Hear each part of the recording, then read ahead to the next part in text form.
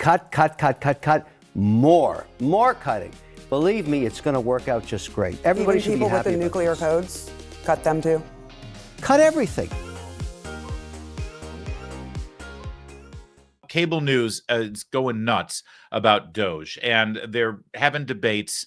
They're telling you lies. They're fear-mongering. They're trying to terrify you. And, of course, they're focusing all of their anger and grief and mischief on Elon Musk, which is, again, a brilliant strategy and hilarious that Trump has been able to do this.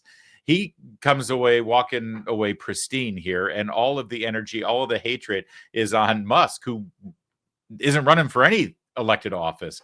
So they're angry at Musk. They think Musk is in charge. Trump is obviously in charge, and everything's going perfectly according to plan. So let's turn to CNN, because Kevin O'Leary, our pal, we like this guy. You know him, Mr. Wonderful, Shark Tank. He's the guy who actually tried to make a deal with Trump to buy Canada or something like that. He has one major criticism for Doge, that they're not cutting enough. This is great. Watch. I think the issue is they're not whacking enough. There's this concept in private equity, when you get a bankrupt company and you go in there, you cut 20% more than your initial read. And then you find, like a pool of mercury, the organization gels back together again. Always cut deeper, harder when there's fat and waste. The FAA, it's not the people. The code is cobalt. It's from the 60s. It needs CapEx put into it for the technology to be upgraded to make it safer. Fat like a chicken. All of these agencies are like big fat chickens dripping over barbecues of fat. This is the best barbecue I've ever seen, but I don't think it's happening fast enough. They're not cutting enough. Keep slashing, keep hacking while you have a 24-month mandate before the midterms. Cut. More cutting. Believe me, it's going to work out just great. Everybody should be happy. Even people with the nuclear codes, cut them too. Cut everything. Because if you don't see what they're doing and they can't show you that they're adding value, you whack. But it's not clear that they're even asking people to show us what you're doing. Again, this was a story Friday, and literally Elon said, oops, we gotta rehire them because nobody knows how to do what these people know how to do. Yeah, the nuclear thing. Okay, gets it wrong once in a while. Big deal. So what? I agree with that. 10% of the time. It's okay. I actually think it's okay if they run into a stumble here or there, because the project is so massive. The need to cut is so massive. The government is so massive. It's inconceivable that you wouldn't make a mistake here or there. But I think that's acceptable if the greater goal is achieved, which is a smaller government, more efficient government. Trim the fat. Even if someone dies, or even if someone, because are you alleging that someone has died from this? We don't know. I'm talking about when the rubber meets the road. I'm talking about, for example, Kansas City, 30,000 government employees might be laid off. It will destroy the economy of Kansas City. That's okay. Why do you say that? Oh, man. Let me just say, again, this is such a brilliant move, what Trump and Musk and the whole team in the Trump administration has done, because it forces liberals like that to get onto a panel show and say, listen, there may be waste, there may be fraud, there may be abuse. We may have overstaffed and we still can't get anything done. We may be using computer coding and programming from the 60s and we're doing everything inefficiently. But if you fix it, well, you're going to put people out of work, and that's going to hurt the economy in Kansas City. So they're defending the indefensible. Think about what she just said. Oh, sure, I'm not disagreeing with you on the merits, but if you actually do something to fix it, well, that's going to screw up the economy. By the way, not having any faith in the actual, private sector to be able to hire people. Let me tell you something. If you're working for the government right now and you end up getting laid off, if you have basic skills, you'll be able to get a job. And if you don't, then you should have been laid off in the first place. And I assure you, it's way better for all of us in the long run, for our economy, for our government, for inflation, to get rid of people who are literally unhirable anywhere else. That's what this liberal is defending right now. Number one, don't cut any of this, okay? Even if there is fraud and abuse, she's not arguing it on the merit. But secondly, if you do fire people, they're going to get laid off. That's going to ruin the economy because they can't get hired anywhere else. So the government needs to hire these people who otherwise would not be able to get a job anywhere else. That's where they are right now. And somehow Trump has been able to figure out a way to make them, that's the argument they've got. And any sane, rational American watching this recognizes exactly what's happening and saying, screw that. What is this, a jobs program? I'll let O'Leary finish here, and then I got another anecdote for you. Because I'm reading what the individuals from Kansas City have been saying, that they're very concerned. What do you think they're going to say when they're going to get Of whacked? course they're going to say that. But my point is, do we think that's smart Does to the- live in an American city, just go under? How many American cities need a massively oversized federal government to stay afloat? I mean, isn't that Again- says more about the city than the government? But should when we did we be get to the smart? point where presidents are measuring themselves by how many people they put out of work instead of how many people they get And jobs not a moment too soon. Yeah, Not this a moment is too crazy. soon. This is Because absolutely the government and only if ever they're gets big bigger, fat never chickens. smaller. Hopefully, they lay some eggs and make. By the way, let me just use his logic here. You know, whenever there's a Democrat or a liberal in charge, whether it's Biden or Obama, they always measure their government welfare programs by how many people they can get on federal assistance, right? Whereas we would rather measure the effectiveness of food stamps or unemployment or welfare or whatever by how many people we can get off of those programs and able to get a job and sustain themselves. They see that as a failure. So, and now he's using that exact same measure on this government efficiency program, where we're measuring our success by how many people we fire that we don't need anymore. And he thinks that's a problem, this liberal. No, that's success. That's what success looks like. You're looking to address waste, fraud, and abuse and inefficiency in government. If you can get the same thing done with half the people working on the federal payroll, that's success. He thinks that's failure. See, government is only successful if you end up hiring a bunch of people. This is how communists think, by the way. Here's the anecdote I wanted to share, and then we'll move on to the next clip in this Doge segment. My brother used to work for GE out of Illinois, GE Fanuc specifically, and they would do industrialized. He doesn't work there anymore, so I don't mind outing him. But it was my brother. He worked for GE Fanuc. He was a vice president, and they were in charge of doing industrial systems, right? They would go in and they would systemize things. They would fix things. They would automate things. And yes, part of his job was firing people. Yeah, but everything that they're saying right here, what Kevin O'Leary just said there, makes perfect sense to anybody who's worked in the business world. You know, mergers, acquisitions. GE was famous for this, as a matter of fact, under Jack Welch. You look at a system, you look at a company, you trim the fat, you trim more than what's needed. It's always easier to rehire one or two people when you realize that you need them for efficiency, rather than say, yeah, we better not fire too many people. No, fire more people than you need. Then you can hire back one or two very good people rather than keeping people that may have gotten complacent. I know this sounds harsh, but that's reality. It's not harsh to you because you work in the private sector. You've got a real life. You've got a real job. So you know that this is reality, that you're constantly having to be good at your job. Otherwise, you're looking over your shoulder and you're going to get fired. That's the reality. Federal workers, they never live in that reality, ever. So my brother worked for GE Fanuc, vice president. He's over in China working on a project. Yeah, don't blame him. It was back in the day when we were doing projects with China and they weren't evil, I guess. The 90s, 2000s, whatever. Anyway, he's in China and the Chinese government officials take him out to a project. I don't know if they were digging a canal or working on some road, but they got all these old-fashioned sort of, steam shovels. Excuse me. They had a bunch. I'm sorry. I'm telling the story wrong. They had like 1,000 people there, men with shovels digging these trenches, right? And my brother's like, why are you doing it this way? This is like really inefficient. You can dig that trench in like a day with like 10 people if you automate it and use automated, Caterpillar, tractor equipment, what we use to make roads in America, right? Why are you using manual labor and doing this with shovels? And the government official who was, showing him this project said, oh, well, this isn't just a roads project. This is also a jobs program. See, we got to put people to work. We're communists. This is the way we get something done and we give people a job. They're digging a trench. And so my brother said, he didn't say this because he was there on sort of a GE diplomatic mission, but he said, well, if you really want a job, he said this in his head. He said, well, then why stop with just using shovels? You should give everyone a spoon. You could hire 10 times as many people. Forget about 1,000 people using shovels digging this trench.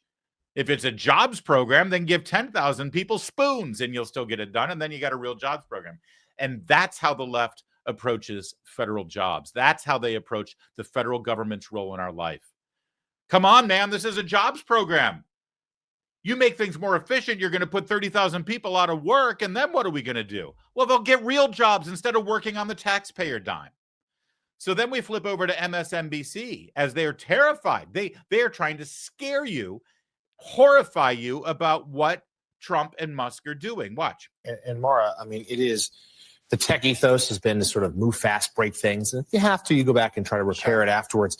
But this is very different. The scope of this, the federal government, these are people's lives, and these are also key services and government functions that impact everyone, whether you live in a red state or a blue state. And it's certainly, there's a rising sense from Democrats and everyday citizens that what Musk and team are doing in no way is this making the country safer. Well, first of all, wait, before you even let Mara Gay, the opinion writer for the New York Times, say something about that. Excuse me, sir, Mr. News Anchor, Mr. Objective Journalist, show your work. What did he just say? There's this growing sense amongst the American people that this is wrong. Growing sense. Is that fact-based news reporting now at MSNBC and Morning Joe? I guess it is. I'll answer my own question. That is what passes for news-based reporting. There's a growing sense. In other words, there's a growing sense inside the writer's room and producer's room and the green room there at Morning Joe on MSNBC. But that's fine. Go ahead and report that. That's not news. That's not information.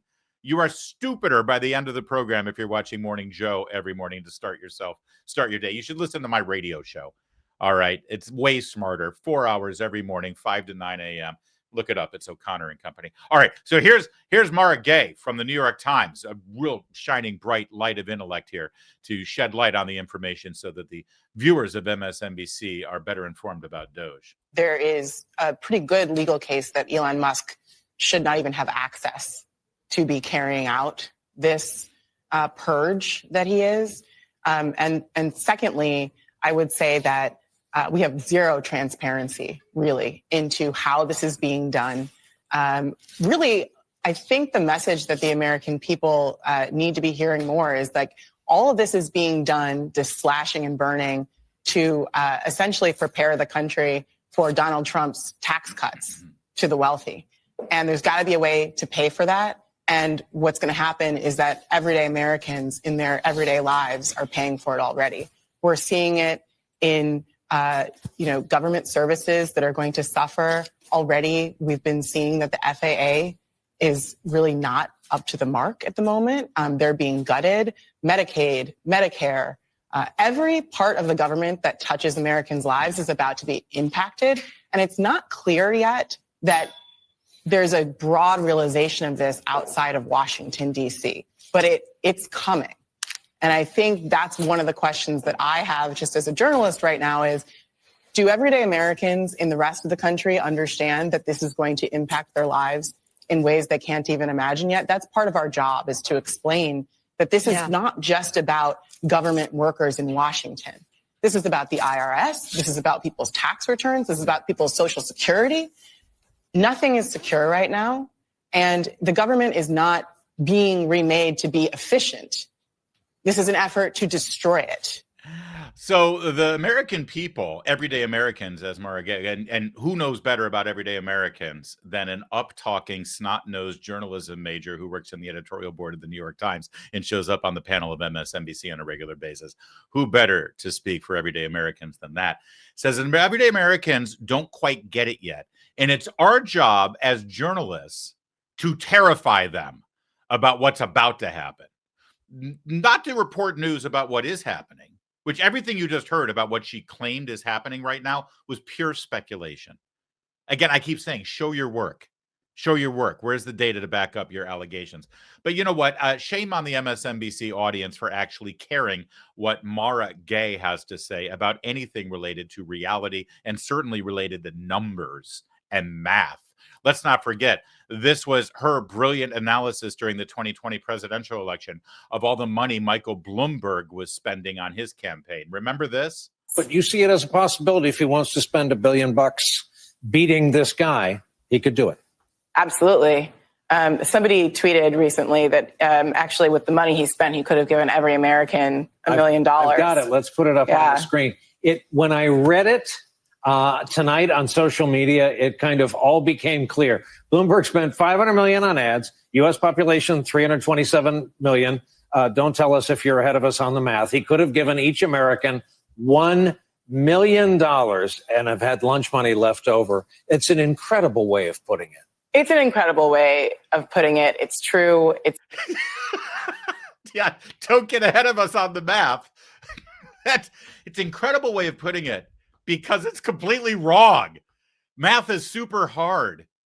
But this up-talking young journalist there at the New York Times editorial board is still in charge of telling us truth, facts, and reality about how Elon Musk is going about it. Boy, what a battle of wits this is. Little Miss, he could cut a check $1 million for every American. Math is hard at the New York Times editorial board versus Elon Musk. Who do you think knows what the hell's going on a little bit better? Speaking of geniuses, Stephen Miller literally is one. He appeared on Fox News to sort of tell the truth about what Doge is uncovering here. And he brings receipts. He actually shows his work, like I demand the folks at MSNBC do. The plans to do so if those records are obtained? Well, as we know, there's a massive amount of fraud in this country. You have, for example, foreign fraud rings. These are foreign nationals who come into the United States. They use fake Social Security numbers. They use fake identities to steal billions in taxpayer benefits. There's no way to know until Doge gains full access exactly how much money we're talking about. But over a 10-year normal budget window, you could be talking about saving over $1 trillion by clamping down on massive fraud in our tax and entitlement systems, including, again, those carried out by organized fraud and theft rings. A very important point in all this is to understand that Doge are subordinate staffers of the federal government. They are political appointees, just like me, just like everyone else in the White House, that serve and answer to the president. So we're not talking about an outside private entity. We're talking about the existing federal staff of the federal government performing their statutory and constitutional duty. That's right. And let me reiterate, Doge does not cut anything. Doge recommends to the Office of Management and Budget, led by the director of OMB, Russ Vought, who has been confirmed by the U.S. Senate, and answers to the legislative branch in that capacity and to the executive branch in his capacity as director of OMB.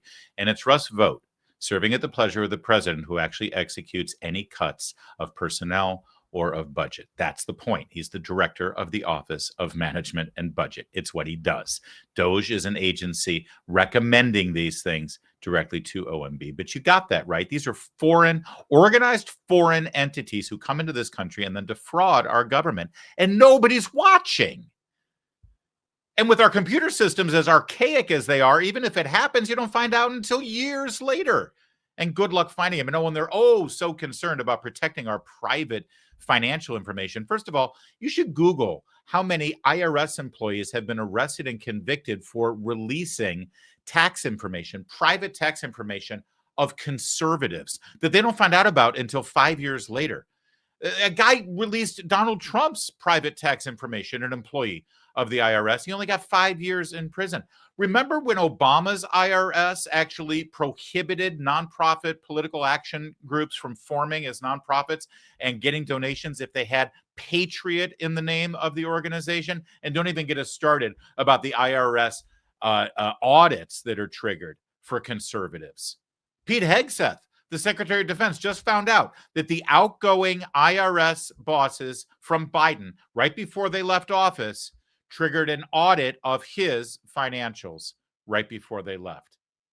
So please don't tell me about how this power is going to be abused by the Doge team, who answer to Russ Vought, who answers to Donald Trump. Meanwhile, even MSNBC can't avoid finding out and reporting on very real fraud that Musk is uncovering. There was an Inspector General audit last year that showed over an 8-year period, the Social Security Administration made almost $72 billion in improper payments, a little less than 1% of payments in that time period. Now, the report also says that most of these improper payments were overpayments, not payments to deceased people or people who didn't qualify to receive these payments. At the same time, Jose, this effort by DOJ is to go through this agency like every other and try to weed out waste and fraud. Yeah, I mean, and also 72 billion, and that's without a comprehensive search. I mean, that's significant. Yeah, it's significant. Thank you. 72 billion. And that's the inspector general, who frankly doesn't have the efficiency and power or influence that Elon Musk and Doge's team. But the inspector general found $72 billion in improper payments. So don't you think something needs to be looked at? Yeah, of course it does. And all of the lies that you're hearing from the media and from Democrats, understand two things about it. They're fear-mongering. They're scaring you. They said Musk might do this or he could do that, and we fear that he'll do this. But there's no actual data, proof, evidence, receipts, work that they're showing you to back up their claims, their hysterical fear-mongering. That's number one. And number two, ultimately, what they're against is Trump succeeding in fixing what's broken in our government, because they've been able to live off of this. They've been able to survive off of this. It's where they gain their power. The bigger and less efficient the government, the more power they can continue to maintain, because things don't get fixed. Things are still broken. And we're going to spend all this money. We're going to hire all these people and we're going to solve it. And then things continue to get worse. And what's the solution? More Democrats getting elected to fix more broken problems that they never intended to fix in the first place. Have you ever wondered why the Affordable Care Act, Obamacare, actually ended up making healthcare less efficient and less affordable? And then what's the solution? Well, we just need more of it. That's all. Finally, we've got the bull in the China store doing exactly what we wanted him to do the first time around. He's fixing it. Are things going to get broken? Yes. That's the point. Have you seen the news from economists forecasting a depression, not a recession, a depression by 2030? Here's what's happening. We have a perfect storm brewing. We've got Social Security and Medicare hitting a breaking point already, and the largest generation of retirees in America hitting retirement all at the same time. Plus, you got a smaller workforce, meaning a smaller tax base. That plus the growing national debt, the rising cost of living, you see the problem we're in right now, right? So you can either sit back and wait for Congress to fix it, or you can actually do whatever you can to protect your family's future. Gold can be a safe haven in hard economic times, and Birch Gold makes it easy to diversify a portion of your savings into physical gold. Birch Gold will help you transition an existing IRA or 401k into an IRA in physical gold. It doesn't cost you a penny out of pocket. Protect your future today. Text my name, Larry, Larry, to 989898. You're going to get a free info kit on gold the second you do that, okay? You text my name, you get this free info kit.